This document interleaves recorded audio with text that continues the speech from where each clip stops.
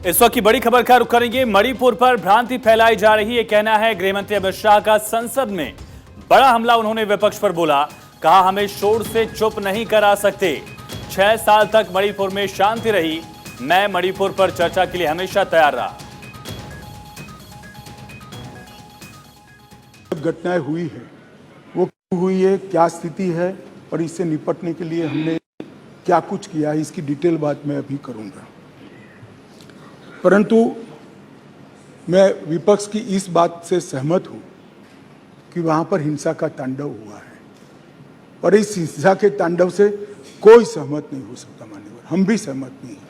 उनसे ज्यादा दुख हमें है मान्यवर, परंतु ये परिस्थिति जन्य है। मैं बताना चाहता हूं, इसी घटनाओं का कोई समर्थन नहीं कर सकता। समाज के नाते हमें शर्म आई, इस प्रकार की घटनाएं वहां हुई है, इससे कोई इनकार नहीं।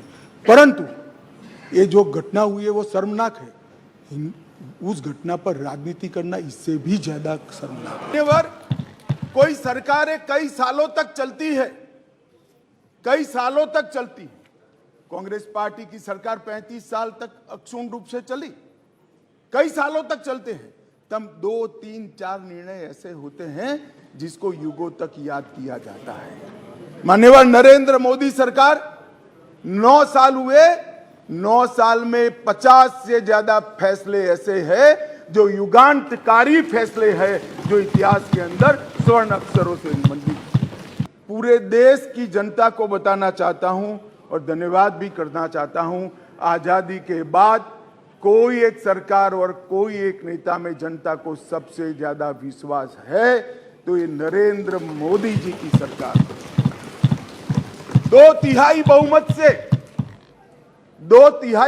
से 2 बार एनडीए को चुना गया। पूर्ण बहुमत से 2 बार भारतीय जनता पार्टी को चुना गया।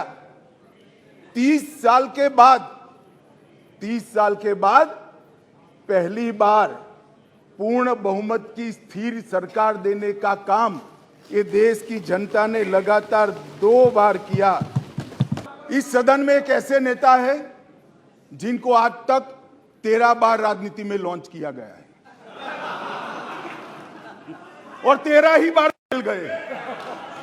उनका एक लॉन्चिंग मैंने देखा है, उनका एक लॉन्चिंग यहां सदन में हुआ था। कलावती, बुंदेलखंड की बहन कलावती, उसके घर वो नेता भोजन करने गए और यहीं पीछे बैठकर गरीबी का बड़ा दारुण वर्णन, द्रवित हो जाए ऐसा वर्णन कर दिया। ठीक है भाई, अच्छा किया, आप इतने बड़े व्यक्ति होकर गरीब कलावती के घर पर भोजन पर गए, उसका भोजन कर लिया और इसकी वेदना को यहां वाचा दे दी। मगर बाद में इनकी सरकार 6 साल चली। मैं पूछना चाहता हूं, वो कलावती का क्या करा? वो कलावती को घर, बिजली, गैस, शौचालय, अनाज, स्वास्थ्य, ये सब देने का काम नरेंद्र मोदी ने